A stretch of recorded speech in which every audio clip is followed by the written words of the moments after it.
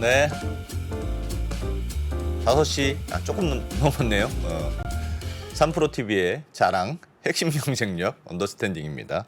오늘은 2프로 지각한 거 아니고요. 2프로가 출장 출장이라고 하면 뭐하나? 하여튼 저희가 준비하고 있는 게 있어서 인터뷰차, 업무차 자리를 비워서 오늘은 저 혼자만 진행합니다. 이따가 7시 45분에는 2프로가 돌아올 테니까 놀다 왔는지 뭐하고 왔는지 좀 물어보죠. 뭐. 오늘 5시 것만 저 혼자 한번 진행해 보겠습니다. 오늘은 그 기업들이 왜 하다 보면 계획대로 잘 안 되는 일들이 많이 있죠. 근데 시티은행이라는 데가 최근에 삼성 SDI라는 회사의 목표 주가를 반토막이나 냈다는데 뭐 전기차 배터리가 생각보다 잘 안 된다? 뭐 이런 평가들이 반영된 것으로 보입니다. 그런 얘기들. 기업들은 왜 하겠다고 하는 것들이 잘 안 되는가? 이런 얘기들을 우리 여러분들 좋아하시는 권순우 기자님이 잘 한번 설명해 주실 거라 생각합니다. 잠시 후에 돌아오겠습니다. 예.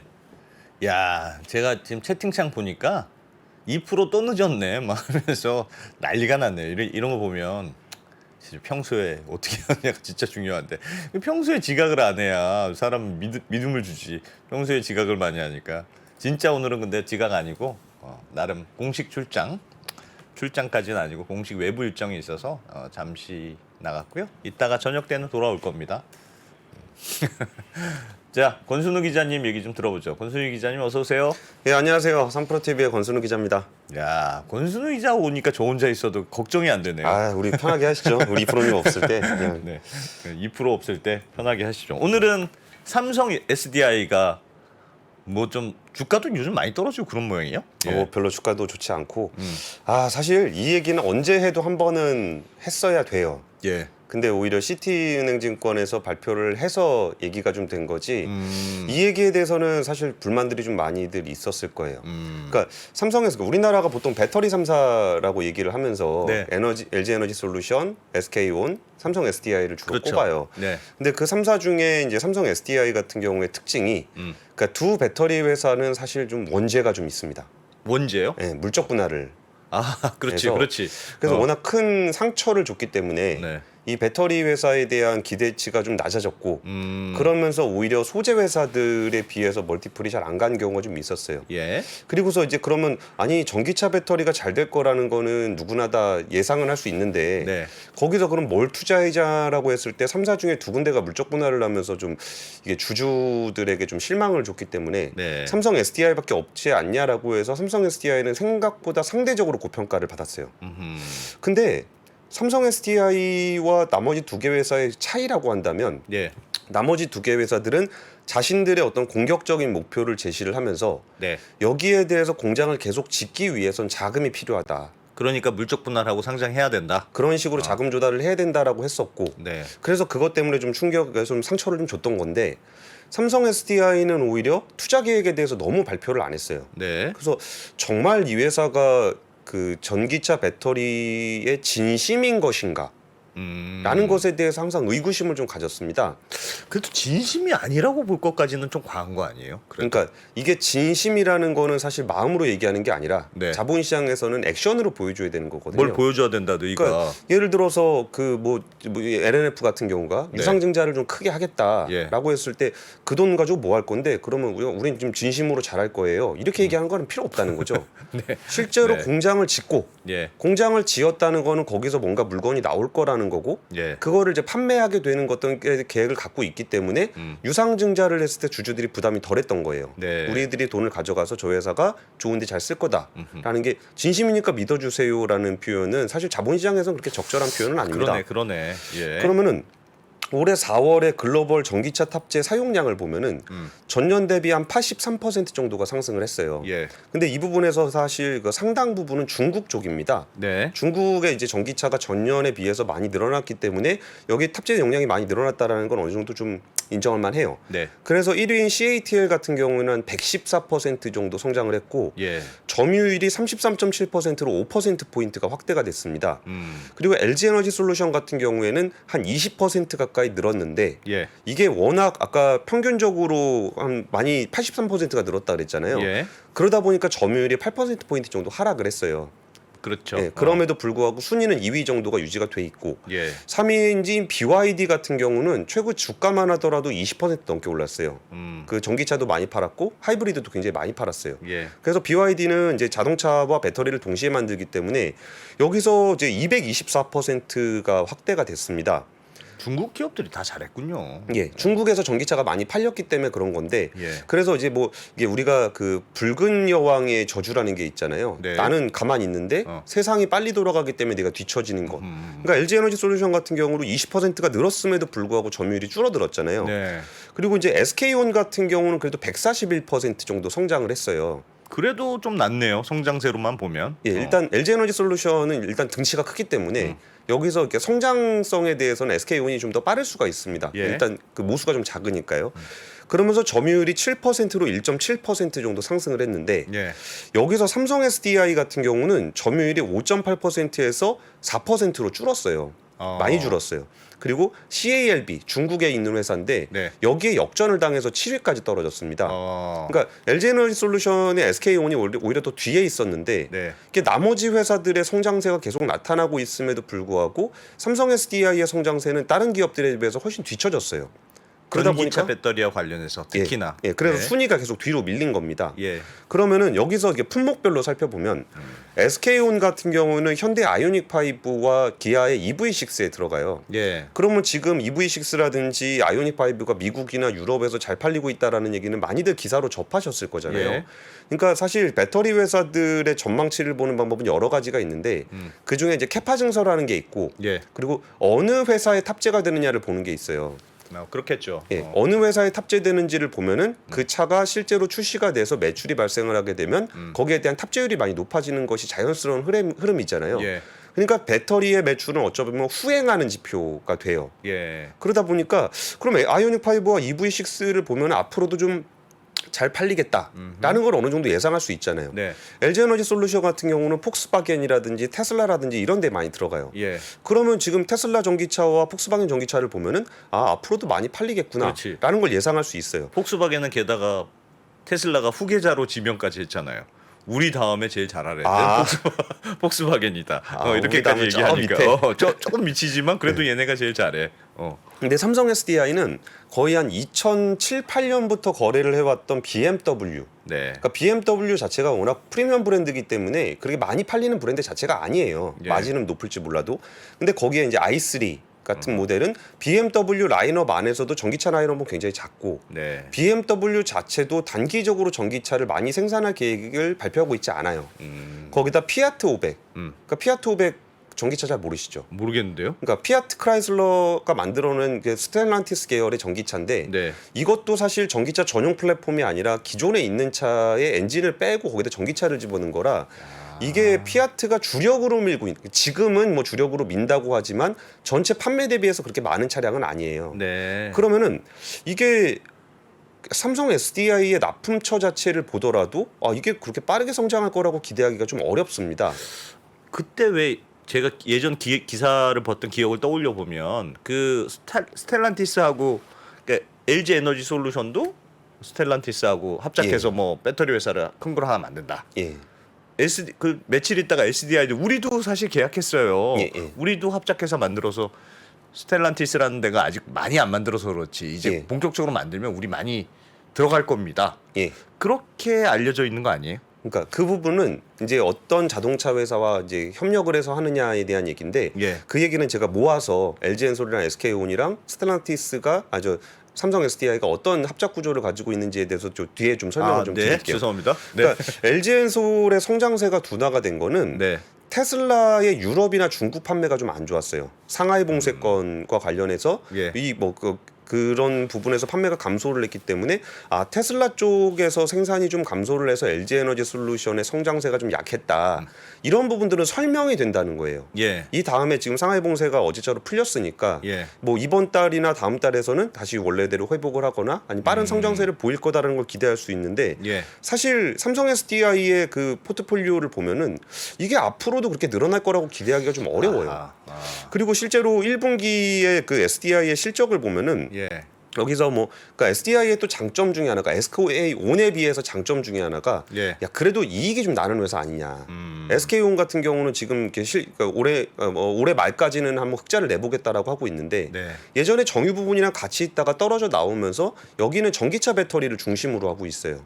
그러니까 지금 전기차 부분에서 여기서 이제 뭐 1분기에는 적자폭이 좀 크게 났던 게 예. 적자폭이 좀 크게 나더라도 이게 헝가리 공장이 1분기에 양산에 들어갔어요. 그러면 램프업을 하는 과정에서 그 양산까지 가기 전까지의 테스트 모델들이 있잖아요. 그럼 이건 다 스크럽해야 돼요. 그러다 보니까 이건 다 비용으로 처리가 됩니다. 네. 그러면 그걸 보면서 사람들이 투자자들이 이거는 좀 적자가 좀 낮지만 네. 이게 양산을 준비하기 위해서 여기서 비용을 떨었구나. 일종의 설비 투자라고 생각하자. 예. 그렇다고 본다면은 그 다음에는 이제 좀 많이 나갈 수 있겠구나라는 네. 부분을 기대하게 하는 건데 사실 삼성 SDI 같은 경우에는 주로 좀 그 이익이 좀 그래도 탄탄하지 않냐, 다른 예. 전기차 배터리에 비해서 탄탄하지 않냐 이 얘기를 하는 건데 여기서 살펴보면은 이제 소형 전지 비중이 꽤 높아요. 작은 동그란 배터리 잘한다면서요, 삼성 SDI가. 예. 이게 전체 한 10억, 100억, 1000억, 천억 10억, 100억, 1000억 정도 3조 천억 정도의 전지 매출이 날 때 예. 한 1조 3천억 정도는 소형 전지, 1조 7천억 정도 중대형이라고 했을 때 이 소형 전지의 어떤 성장세가 괜찮아요. 예. 근데 이 소형 전지는 그 전동 공구에 많이 들어갑니다. 보쉬. 보쉬의 전동 공구 이런 거에 들어가는데 예. 똑같은 소형 전지라고 하더라도 LG 에너지 솔루션의 소형 전지는 테슬라에 들어가요.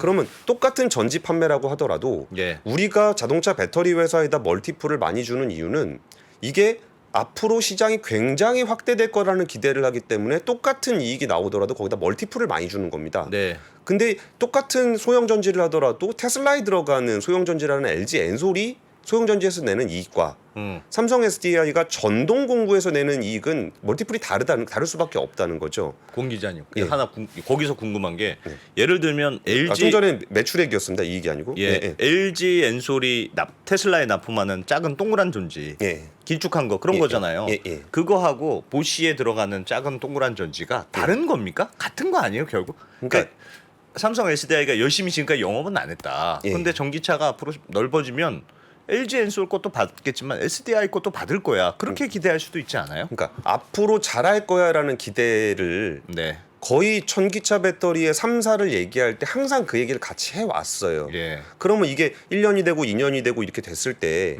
그럼 다른 회사들이 보였던 행보와 삼성 SDI가 보였던 행보가 약간은 좀 달랐다는 거예요. 그러니까 이익으로 따져보면은 거기 전지 부분에서 한 1200억 정도 매출이 이익이 날 때 예. 소형 전지 부분이 거의 1000억 이상 나요.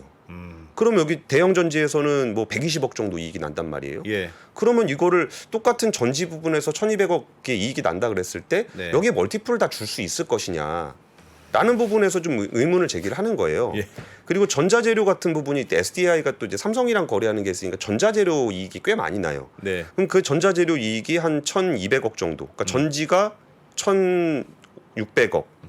그리고 전자재료가 1200억. 예. 그러면은 전체 이익에다가 멀티플을 주기에 전자재료 비중이 거의 한 절반 정도 되고 전체 배터리 관련한 거 중에는 거의 한 대부분 한 7, 80% 정도가 소형에서 나요. 예. 그럼 우리가 기대하고 있는 건 사실 그 전기차 배터리인데 예. 그럼 대형에서는 이익이 한 120억밖에 안 나니까 이 부분에서 포트폴리오를 보더라도 우리가 이거를 전기차 회사라고 보고 그 정도의 멀티플을 기대를 할 수 있는 것인가에 대한 의문이 그동안 있어 왔습니다. 전기차 배터리에 삼성 SDI는 왠지 약하다. 그러니까 뭔가 진짜 하려고 이렇게 진심인가? 아니면 그러니까 좋게 보면 좀 보수적인가? 예. 나쁘게 보면 할 의지가 있는 건가?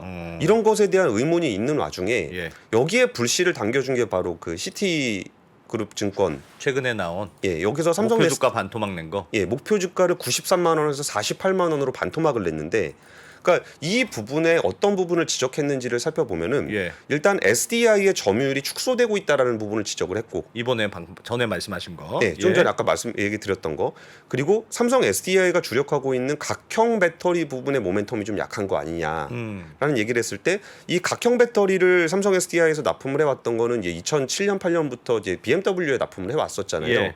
근데 요즘에 좀 각형 배터리를 새로 채택하겠다고 발표한 게 뭐 폭스바겐도 있고 있긴 있습니다. 예. 그런데 각형에 좀 공격적인 그런 투자가 좀 이루어지지 않고 있고, 그리고 중국 회사들이 CATL을 비롯해서 중국 회사들이 각형에 좀 나서고 있어요. 예. 그러다 보니까 이게 과연 이것도, 잘 될까? 경쟁이 너무 치열해지는 거 아닐까?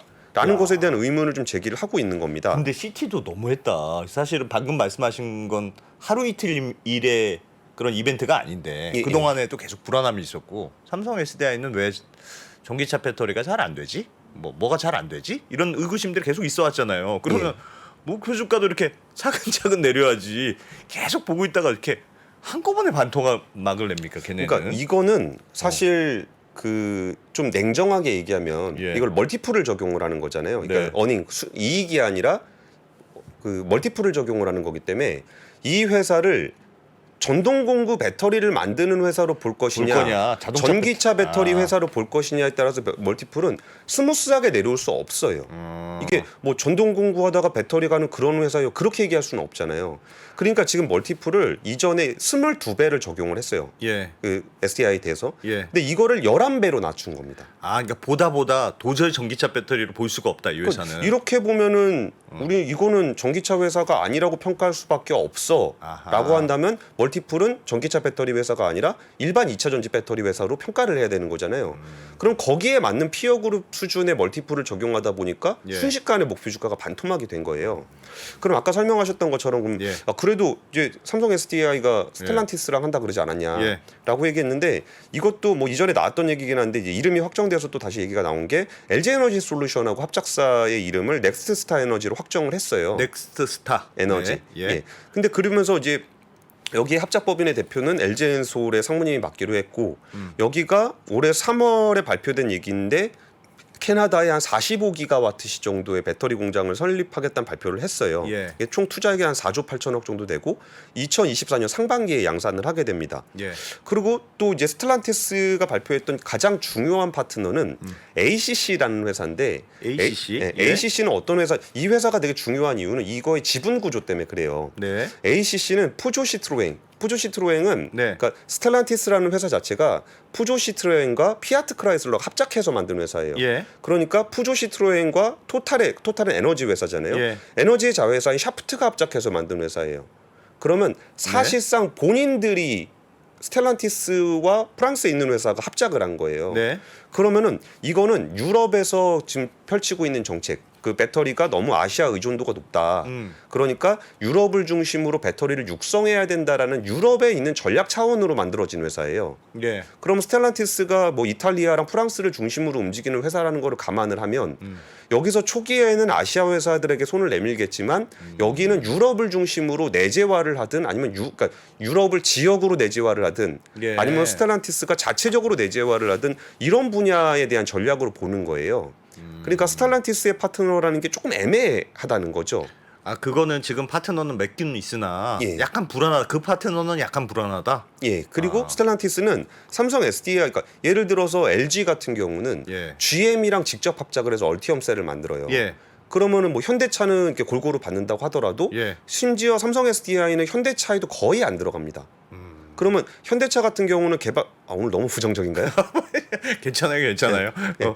이게 너무 저는 오랫동안 삼성 네. SDI를 보는 입장에서 예. 너무 좀 답답해서 그래요. 그래서 굉장히 기대가 많은데 이 기대가 많은 거를 이게 뭐 하루 이틀도 아니고 이렇게까지 오래 기다릴 때까지 움직임이 없으니까. 그러니까 현대차 같은 경우에 이제 삼성 LG 에너지 솔루션도 쓰고 SK 이노베이션도 쓰고 이렇게 쓰거든요. 예. 근데 이렇게 양쪽을 쓰는 이유는 포트폴리오 비중 때문에 그렇기도 하고, 개발 계획을 맞출 때 현대차가 뭐 1차종, 2차종, 3차종이 있으면은 네. 이걸 모든 거를 한 배터리 회사에 맡겼을 때 거기서의 감당이 안 될 수가 있어요. 그럼요. 개발 계획을 맞춰야 되니까. 벤더를 나눠놔야죠. 예, 그래가지고 이렇게 나누는 건데 SDI에도 분명히 뭐 니즈는 있어요. 그러니까 예, 근데 한 건도 없다는 거죠. 한 건도 없다는 얘기는 아니고 저 하이브리드에 조금 들어갑니다. 네. 그럼 거기서 스텔란티스는 삼성 SDI에 대해서도 그때 뭐 우리는 CATL라고도 할 거고 예. 중국에 BYD랑도 할 거고 예. S볼트랑도 할 거고 삼성 SDI랑도 하겠다. 그러니까 그 중에 삼성 SDI가 하나 들어가서 3조 원 정도가 들어가는 유일한 파트너사인데 네. 아까 제가 그 LG에너지 솔루션께 4조 8천억짜리라 그랬잖아요. 예. 그러면 LG에너지 솔루션은 가장 그 파워풀한 파트너가 있고 플러스로 스텔란티스에 4조 8천억짜리가 있고 한 건데 여기에 지금 스텔란티스와 SDI 파트너십은 그거 하나밖에 없는데 사이즈가 작다는 거예요. 아, 그것도 작고 벤더 중 여러 명 중에 한 명이고. 그렇죠. 그리고 거기에 더해서 조금 안 좋았던 그 악재라고 한다면은 네. 이게 BMW와 삼성 SDI의 관계는 꽤 오랫동안 지속이 돼 왔고 네. 그리고 여기서는 진짜 같이 합작사도 만들고 이재용 부장이 직접 영업을 하기도 하고 하면서 예. 굉장히 공고한 관계를 유지해 왔습니다. 예. 근데 최근에 BMW가 CATL의 원통형 배터리를 받겠다 그랬어요. 삼성 SDI 각형이 아니라 CATL의 원통형을 받기로 했는데 중국으로 갈아탄다. 예. 근데 네. 여기도 되게 중요한 포인트가 이게 한 2025년 정도부터 나올 것 같아요. 예. 그게 이제 그 BMW가 노이에 클라세라고 이제 부르는데 노이에 클라세가 그냥 뭐 뉴클래스입니다. 예. 그러니까 뉴클래스를 독일어로 하는 건데 이 노이에 클래스로서 2025년에 계획하고 있는 이 전기차가 이 노이에 클래스가 뭐냐면은 1960년대에 BMW가 유럽에 있는 그냥 비리비리한 회사에서 예. 이런 노이에 클래스를 통해서 뭐 1500 모델, 뭐 1800 모델, 그 다음에 이제 357 모델로 이어지는 BMW의 전성기를 이끌어냈던 뉴 클래스가 노이에 클래스예요. 예. 그러면 2025년에 나오는 전기차는 뭐냐면은 자기네가 순수하게 전기차 플랫폼을 만들어서 본격적으로 전기차를 만들어 보겠다는 게 2025년의 노이어 클래스 프로젝트예요. 우리로 치면 약간 그 아이오닉 5 만들 때 그런 옛날에 느낌이죠. 그 뭐죠? 그 차 포니. 포니차 따라 만들어서 우리 상징적으로 한번 각형으로 만들었다. 한 거 비슷한 거네요. 그쵸. 거기에 뭐 헤리티지를 이어받아서 네. 만들었다 하면서 이거는 저 전기차 전용 플랫폼으로 이전에 있던 거에서 엔진 끼고 배터리 끼는 게 아니라 예. 전기차만을 위해서 만든 플랫폼이고 여기서부터는 우리가 진짜 본격적으로 전기차를 공격적으로 해볼 거다. 예. 이런 계기가 되는 차종이잖아요. 아이오닉 5가. 예. 그것처럼 2025년에 계획된 뉴클래스 플랫폼이 BMW한테는 그런 의미예요. 그런 의미다. 근데 예. 거기에 가장 중요한 파트너로서 CATL의 각형도 아니고 원통형으로 간 거예요. 그러면 BMW, SDI는 그럼 뭐 어떻게 되는 거냐? 라는 부분에 대한 불확실성이 너무 큰 상황이에요. 그것도 예. 그나마 BMW랑 사이가 좋았는데 그것도 또 애매하다. 예. 그리고서 왜 그러는 겁니까, 이번에 이거? 삼성에서 거의 한 450조 되는 그 어마어마한 투자 계획을 발표를 할 때도 네. 삼성 SDI의 배터리 관련한 투자 계획이 거의 묻혀 있었어요. 그러면은 이게 저런 거예요. 이게 걔네 삼성 SDI가 잘했냐 못했냐 그런 문제가 아니라 예. 그러니까 시장에서 뭐 우리가 주가 올린 것도 아닌데 왜 나한테 그래요라고 얘기하면 할 말은 없는데 네. 우리가 이게 코리아 그 K 배터리 3인방으로 해서 굉장히 높은 멀티플을 적용해서 시장의 기대치가 높아져 있는 상황에서 그럼 기업들도 그 부분에 대해서 어느 정도는 자신들의 개발 계획이라든지 예. 이런 거에 대한 그 마일스톤 정도를 좀 줄 수 있지 않냐는 거예요.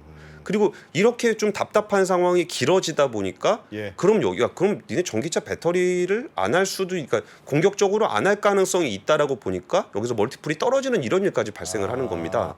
그래서 그 부분이 아쉽다는 거예요. 이게 그러니까 왜 그런 건지 뭐가 회사 측에 전략이 있는 거 아닙니까? 뭔가 우리는 전기차 배터리는 보수적으로 할 거야. 대신 다른 거 이익이 현재 많이 나는 걸로 할 거야. 뭐 그런 전략이 있는 거 아니에요? 그러니까 그 부분에 대해서도 몇 년 동안 그랬으니까 네. 여기에 대해서 시장에서 추정하는 것은 다양한 얘기들이 있긴 있어요. 저도 네. 물어봐도 이렇게 명확한 답은 안 나오는 상황에서 그냥 들리는 복도통신이라고 불리는 네. 뭐 풍문이죠, 풍문. 예. 거기서 뭐 그런 얘기들 하죠. 이렇게 삼성에서 그 예전에 SDI에서 그 노트 7 발화 사건이 있었잖아요. 예. 그러니까 이게 그 필드 사고 쪽에 그런 리스크를 굉장히 보수적으로 보고 있다. 아. 근데 거기서 뭐 예전에 뭐 삼성의 어떤 바이블처럼 내려오는 말이 예. 바퀴 달린 거 만들지 마라. 네. 그리고 네. 사람의 생명과 관련된 거는 좀 피해라. 어. 그리고 미디어 콘텐츠 쪽은 피해라. 뭐 어. 이런 격언이 있다라는 얘기를 그냥 내부적으로는 해요. 네. 근데 그 중에 이제 SDI가 만드는 전기차 배터리는 두 가지에 해당이 된다. 바퀴도 달려 있고 불도 날 수 있다. 그렇죠. 어. 그러니까 이게 좀 잘 안 되는 거 아니야. 물론 이런 것 때문에 의사결정을 안 한다라는 거는 뭐 훨씬 더 체계적으로 의사결정을 하시겠지만 네. 그런 부분에 대해서 좀 이렇게 너무 얘기를 안 하다 보니까 그런 얘기를 하게 되는 거고 또 하나는 저런 것도 있어요. 이것도 그냥 풍문으로 그냥 뭐 삼성 SDI에 대해서 평가를 할 때 나오는 얘기인데 예. 사실 리튬이온 배터리의 완결성에 대해서는 아직까지도 이제 기술 전문가들 사이에서도 논란이 있어요. 예. 뭐 불을 잘 줄일 수 있을 것인가 아니면 이렇게 수많은 2차 전지 중에 뭐 NCM이 맞는 거냐 인산철이 맞는 거냐 전고체가 맞는 거냐 뭐 리튬 황이 맞냐 리튬 에어가 맞냐 이렇게 수많은 논란들이 있긴 있어요. 예. 근데 어쨌든 다른 기업들은 뭔가의 그 가이드를 잡아서 그럼 여기다 공격적으로 좀 투자를 해보겠다라는 의사들을 표시를 하고 있는 건데 네. 거기서 삼성은 그러면은 삼성은 오히려 완결성 이게 좀 더 퍼펙트하게 초격차를 벌일 수 있는 전고체가 나올 때 공격적으로 투자를 하려 그런 거냐 네. 뭐 그런 생각들도 하게 되는 거예요. 그러면 리튬이온 애매하니까 우리 전고체 바로 가자. 바로 확실한 게 가자. 나온 거 우리 초격차로 바로 가자. 이게 뭐 삼성의 그 메모리 반도체 전략도 뭐 그런 거잖아요. 네. 네. 그러면은 그렇게 우리가 기대를 해야 되는 건가? 근데 그렇게 하면 전고체 배터리는 길어야 2025년, 빨라도 25년, 늦으면 27년, 아니면 30년까지 얘기가 나오는데 네. 그럼 그때까지는 그 뭐 할 거냐? 안 올릴 거란 얘기냐 이런 아하. 얘기가 나오게 되는 거고 아하. 아까 그 뭐 다른 회사들하고 비교해서 좀 말씀을 드리면 예. 그 LG 에너지 솔루션 같은 경우는 2022년에 그러니까 올해죠.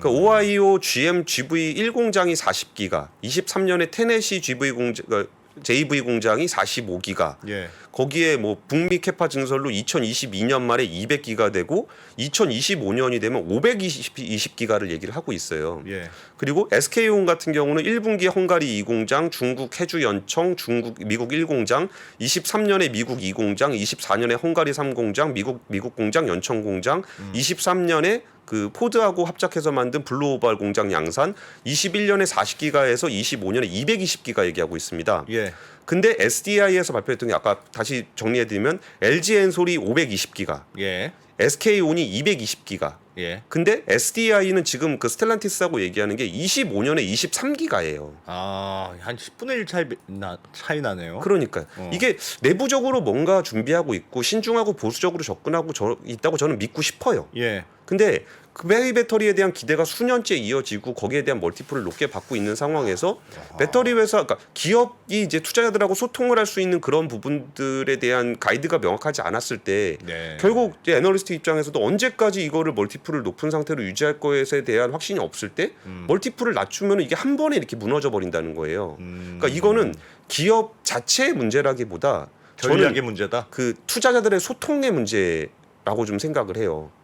그러니까 자기들이 어떤 계획을 갖고 있어서 훨씬 더 보수적으로 안정적으로 접근할게요라고 한다면 예. 그런 멀티플이 아까 22배에서 11배가 아니라 뭐 15배, 16배 이 정도 선에서 할 수도 있는 거잖아요. 네. 그러니까 이렇게 공격적으로 커지진 않겠지만 안정적으로 간다는 측면에서 중간 정도 멀티플을 줄 수도 있을 거예요. 예. 근데 그런 얘기가 없이 그냥 계속적으로 이렇게 약간 지지부진한 모습을 계속 보여왔을 때 시장에서 어느 정도 순간이 지나면 우리도 기다리다 매도를 내버리잖아요. 예. 그런 것처럼 이 투자자들하고 소통이 잘 안 되고 있는 상황이 결국은 이런 사단까지 이어지지 않았나라는 부분이 좀 아쉽다는 겁니다.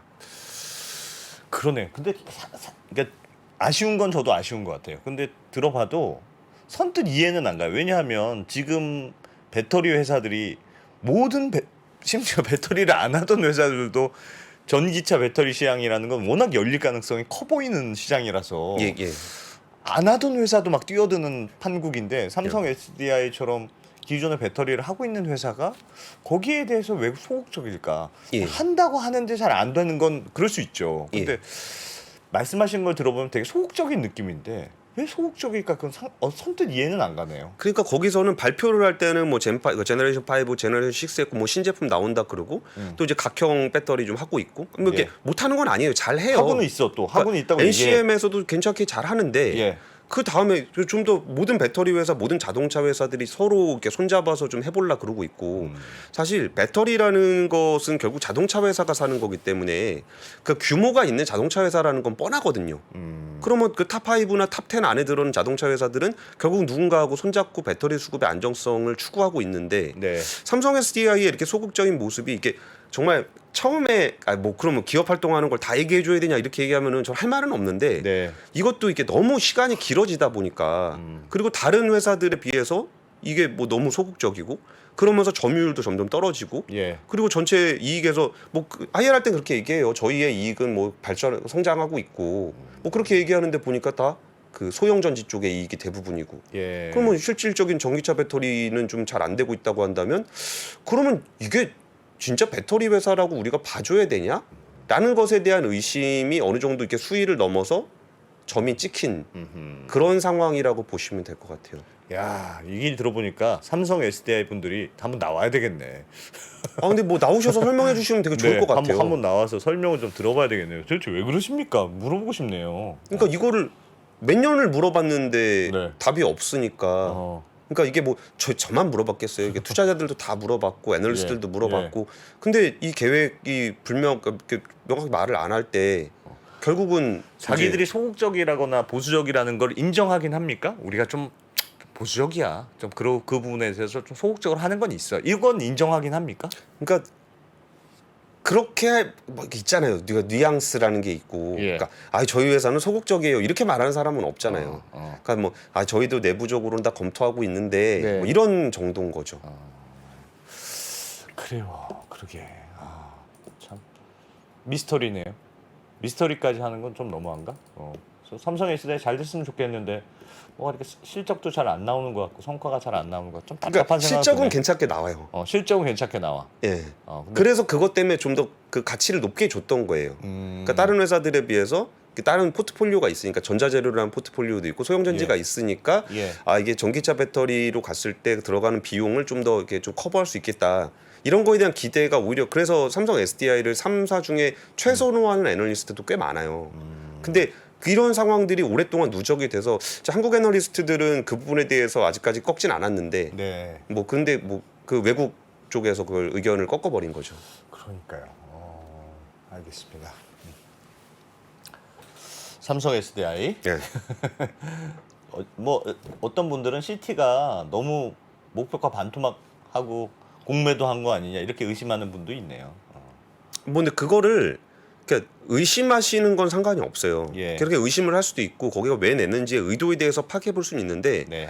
그 CT가 내놨던 그 논리가 예전에 뭐 LG 에너지 솔루션 같은 경우도 이제 국내 애널은 못 꺾었어요. 예. LG 에너지 솔루션을 불적 분할시키고 상장을 시킬 때 예. 그 LG 화학 시절이죠. 예. LG 에너지 솔루션의 지분 가치를 이게 물적 분할을 해서 상장을 하게 되면 절반밖에 못 해주겠다라는 네. 것도 한순간에 이루어졌어요.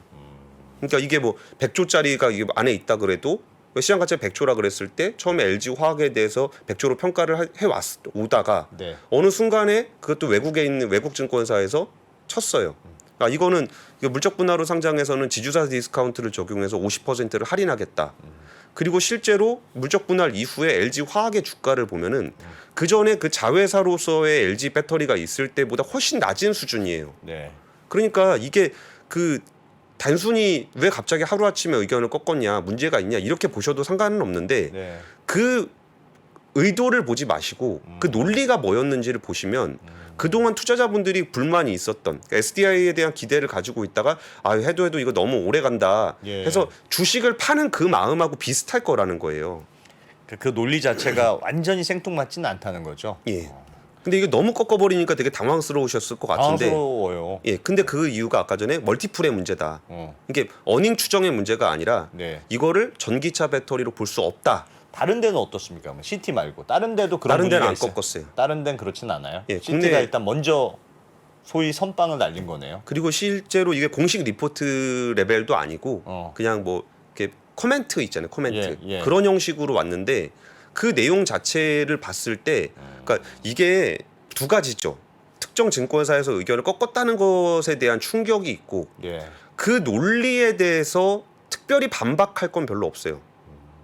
그러면 그럴 수는 있겠죠. 뭐 지금까지 맨날 그랬는데 좀 더 기다려보자. 언젠가 뭐 계획이 나오지 않겠냐. 라고 기대하면서 그냥 갈 수도 있는 거고. 네. 근데 이게 애널리스트나 주식 투자나 똑같은 마음으로 접근한다면 SDI는 내가 기다릴 만큼 기다려봤는데 예. 이렇게까지 말이 없는 거 보면은 그렇게까지 큰 의지가 없는 것 같아. 그리고 이미 다들 파트너십을 하나하나 맺어 간다면 예. 오히려 원래 그 짝짓기 게임을 해도 예. 짝져서 자꾸 빠져버리면은 네, 네. 이게 점점점 불안해지잖아요. 나만 없는 거 아닌가? 나만 없는 거 아닌가. 뭐 그런 불안감들이 이렇게 쌓이고 있었던 와중이었기 때문에 그러니까 시티가 뭐 이걸 공매도를 치기 위해서 뭐 이걸 골로 갔다 이게 하는 거는 뭐 오케이. 예. 뭐 그거는 당연히 뭐 조사를 해보든 뭐를 해보든 그렇긴 한데 이런 상황까지 만들어진 그 과정은 그렇게 정말 하늘에서 뚝 떨어진 그런 일은 아니라는 거예요. 예. 그게 이전에 똑같았어요. 그때 LG에너지 솔루션도 물적 분할하고 상장한다는 거 다 알고 있었는데 네. 그때 목표가를 반토막을 낼 것인가에 대한 의견은 결국 외국계 리포트에서 먼저 나왔었어요. 예. 그리고 실제로 LG화학이 분할 이후 상장하고 나서 LG화학의 주가를 보면 실제 그때 꺾었던 가격 정도의 수렴이 됐었다는 거죠. 예. 삼성 SDI가 뭔가 답을 내놔야 되겠군요.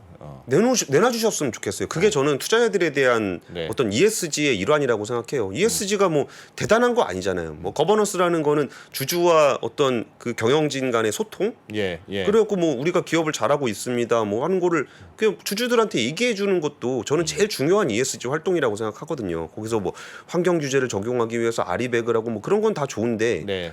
거버넌스에 있어서 제일 중요한 거는 그 결국 주주와의 소통과 예. 주주들과 함께 어떤 기업을 함께 동반 성장할 것인가에 대한 얘기를 하는 건데 그러니까 난 알아서 잘할 테니까 저만 믿고 따라오세요라는 거 아까 제가 말씀드렸잖아요. 그러니까 신뢰는 말로만 할 수 있는 것도 아닌데 말도 안 하면 네. 그럼 뭐 어떤 걸 믿어야 되는 거냐라는 부분에서 좀 아쉬움이 있다는 거죠.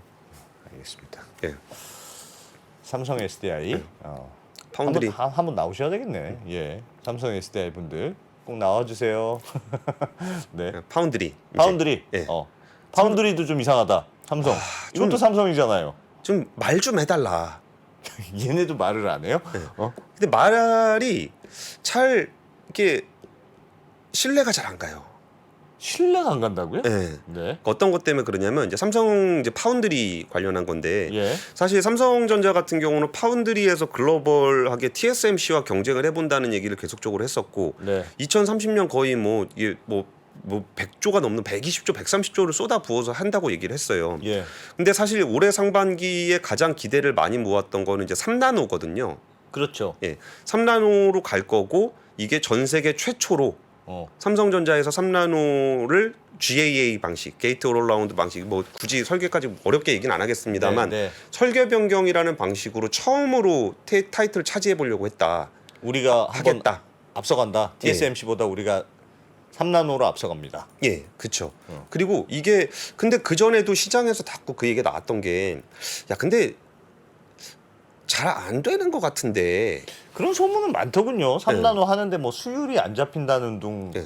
그러니까 4나노도 잘 안 되는 것 같고 네. 3나노도 좀 잘 안 되는 것 같아라는 얘기들이 이렇게 안팎에서 계속 나오고 있었어요. 예. 근데 그런 와중에 이제 뭐 얼마 되지도 않았죠. 4월 말 예. 이게 1분기 이제 컨퍼런스 콜인데 예. 그때 이제 2분기 전망을 할 때, 그러니까 바로 다음 분기잖아요. 네. 그럼 지금이 6월이니까 이제 한 달 남았는데 네. 그 당시에 뭐라 그랬냐면 파운드리는 GAA 3나노 공정을 세계 최초로 양산해 기술 리더십을 제고하겠다. 이게 2분기 전망입니다. 예.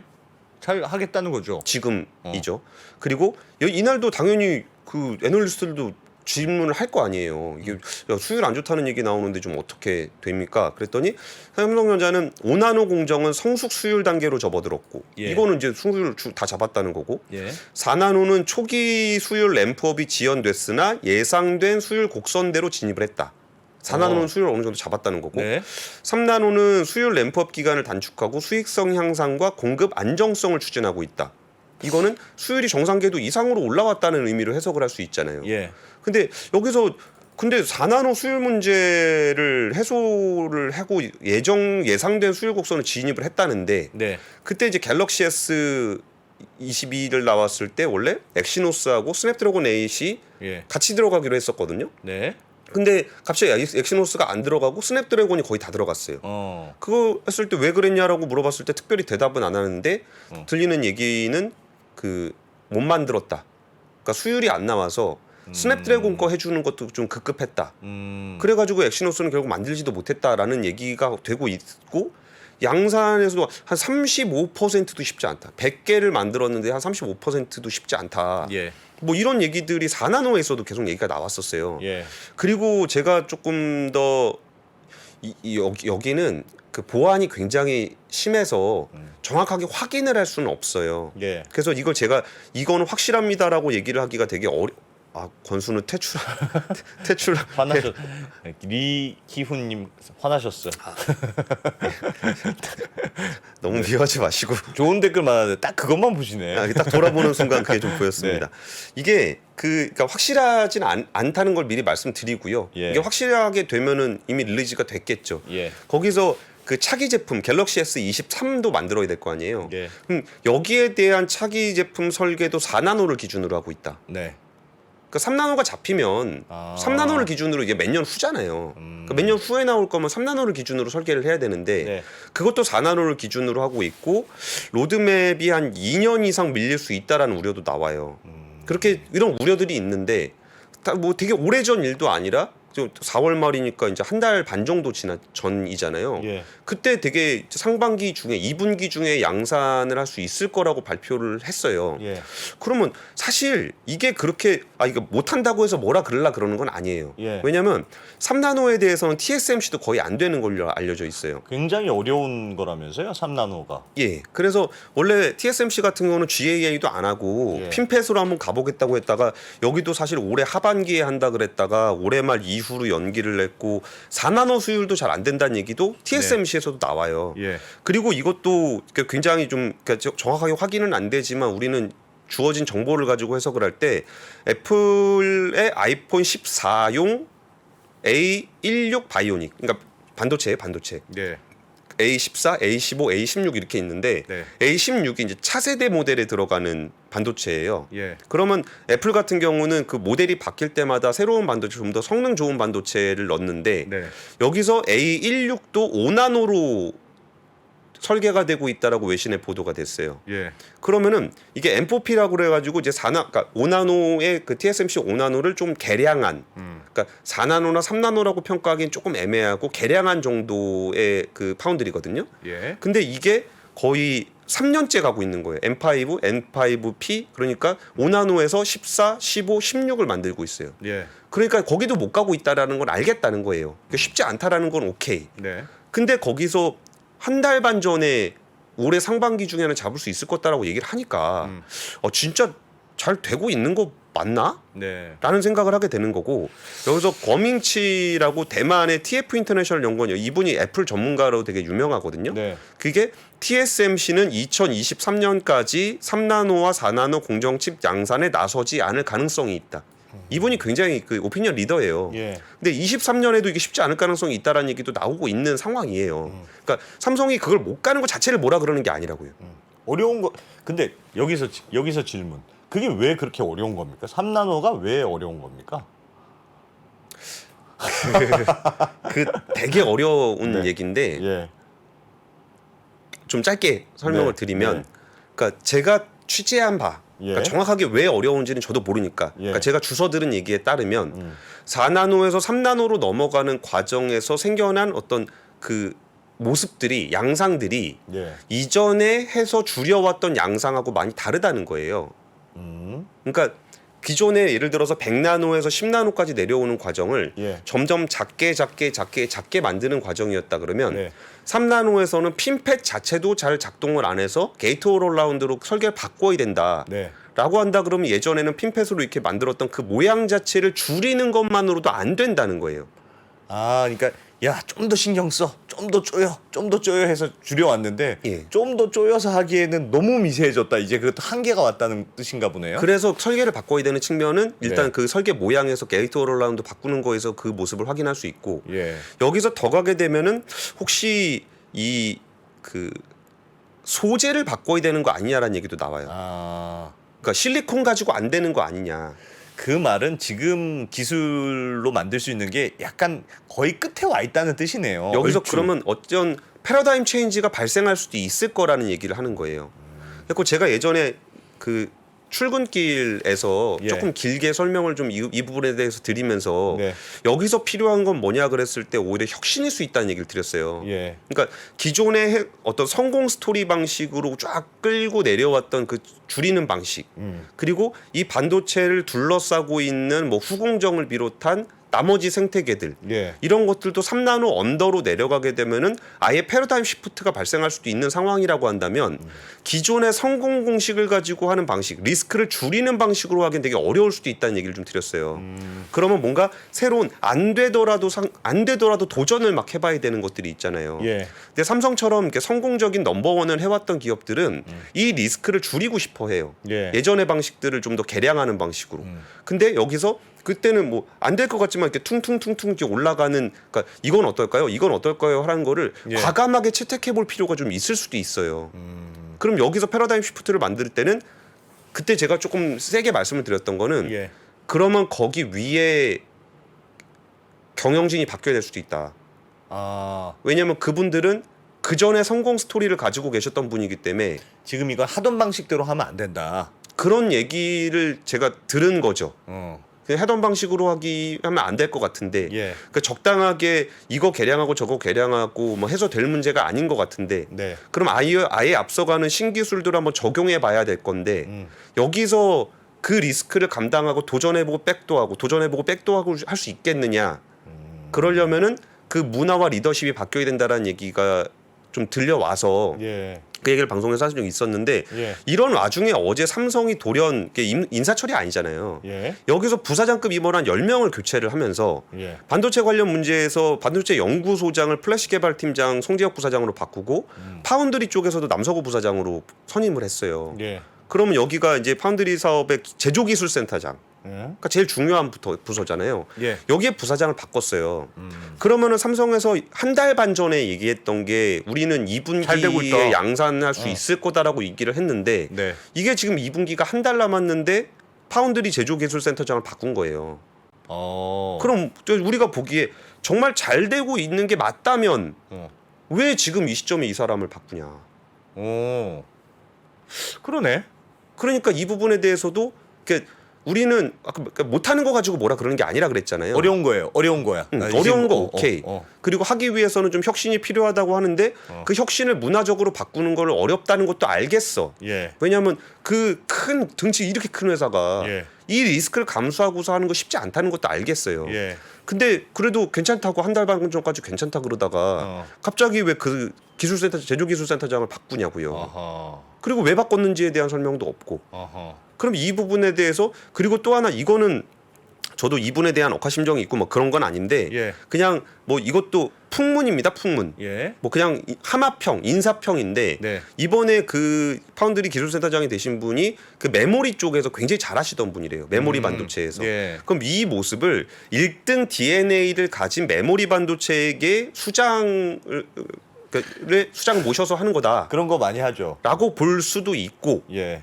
근데 어떻게 보면은 메모리 반도체의 성공 공식은 오히려 지금 파운드리에서 독이 될 수 있다라는 얘기도 하는 거예요.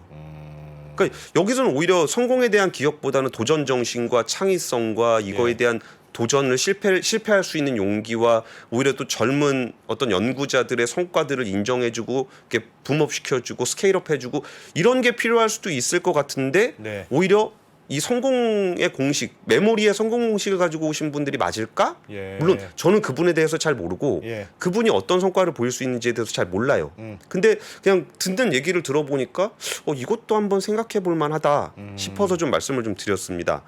그리고 여기에서 더 큰 문제 중에 하나가 예. 이 파운드리의 문제가 스마트폰의 경쟁력과 직결되는 측면이 있어요. 네. 그러니까 스마트폰에서 지금 애플하고 TSMC하고 손잡고서 5나노 예. 를 만들었는데, 그 전에 제가 예전에 백브리핑에서 굉장히 길게 예. 파운드리 산업에 대해서 말씀을 드리면서 했죠. 마지막으로 말씀드렸던 게, 우리가 그 기술을 다 모르니까 예. 뭐 그 잘 아는 애들이 고르는 거를 보는 게 맞을 거다라고 했는데, 그때 맞아요. 이후에 그 엔비디아 같은 애가 TSMC 5나노로 갔어요. 그럼 그때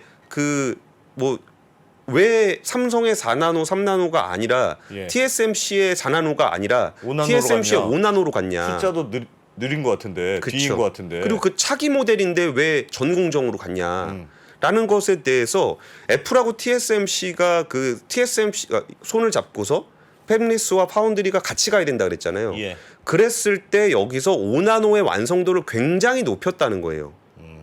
그러니까 엔비디아 같은 회사들이 좀 더 도전적으로 4나노를 해야 될 것이냐, 예. 아니면 훨씬 안정돼 있는 5나노로 갈 것이냐라고 했을 때 5나노를 선택한 거예요. 그러면 TSMC의 4나노나 삼성의 4나노가 아직까지 그 글로벌 팹리스가 보기에 좀 불안했다라고 볼 수 있는 거거든요. 그러면 여기서 지금 애플에서 내놨던 A15가 예. 그 반도체가 예. 아이폰 SE에도 들어가요. SE가 중저가 모델이잖아요. 예.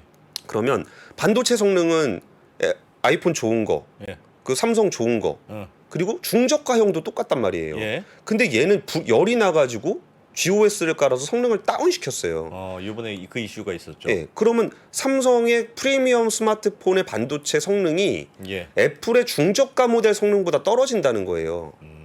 그러면 그 다음 모델에선 여기서 뭔가 성능이 개선된 반도체를 내놔야 되는데 네. 이게 설계만 가지고 이 실력을 끌어올리기가 어려워요.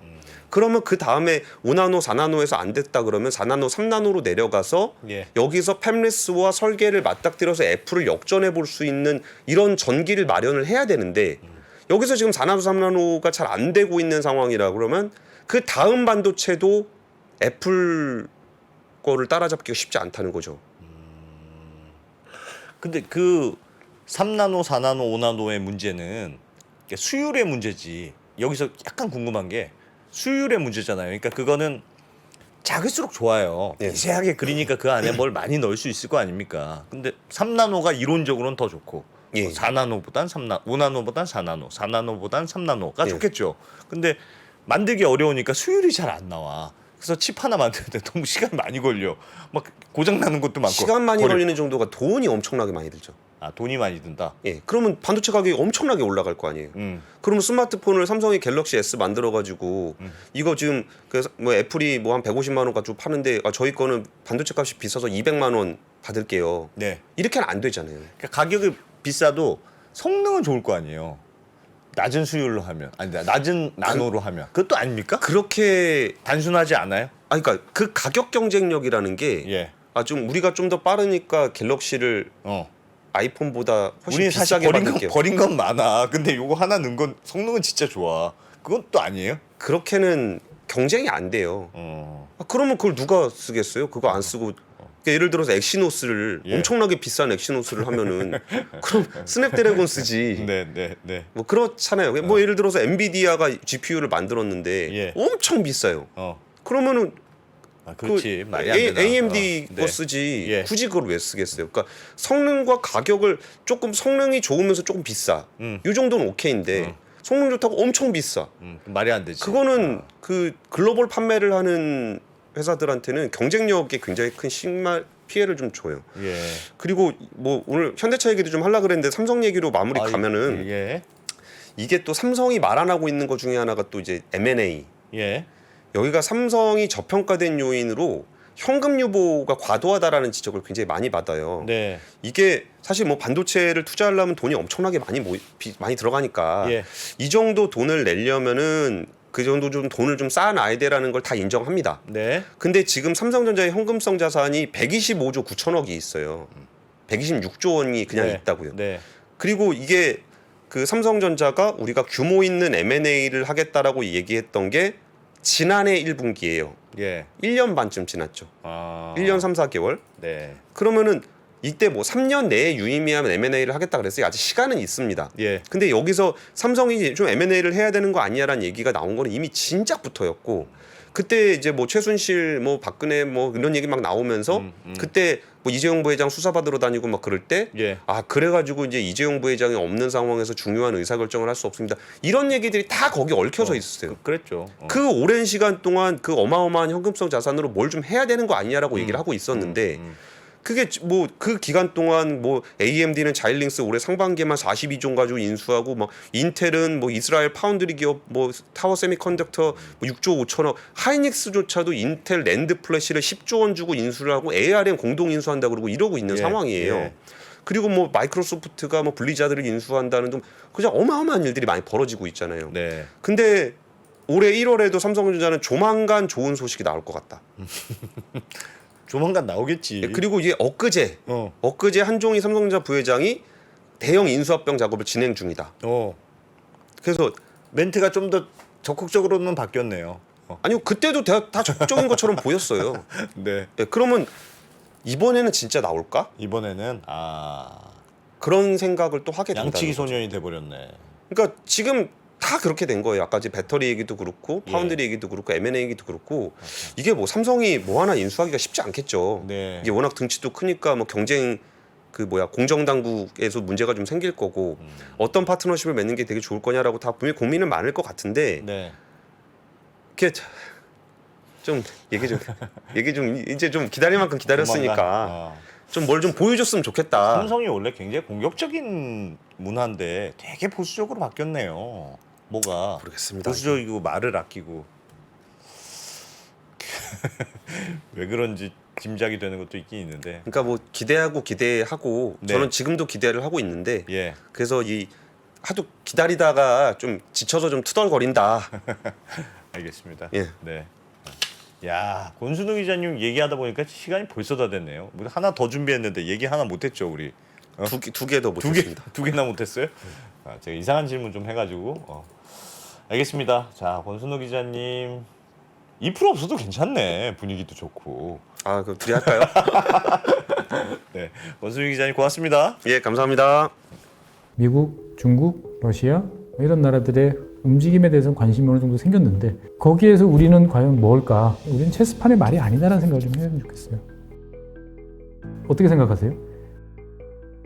우리 편 누굴까를 좀 더 고민할 수 있지 않을까 싶어요. 뒤집어 질문을 해보면 그러면 아시아에는 우리 친구가 있을까요? 제가 지구본 연구소 진행하면서 사실은 되게 마음에 걸리는 이만한 짐이 하나 있어요. 우리 옆에 있는 동남아를 내가 모른다.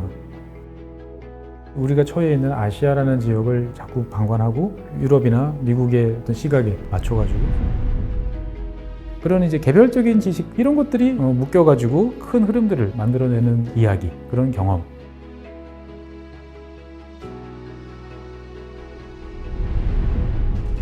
작고 잡다한 지식이라도 그것들을 절대 무시하지 마라. 나는 그건 되게 긍정적이고 그런 지식들을 연결해서 말 그대로 위즈덤이잖아요. 정말 현명해지고 뭔가 남들하고는 좀 차별화된 그러한 관점 그리고 그러한 비전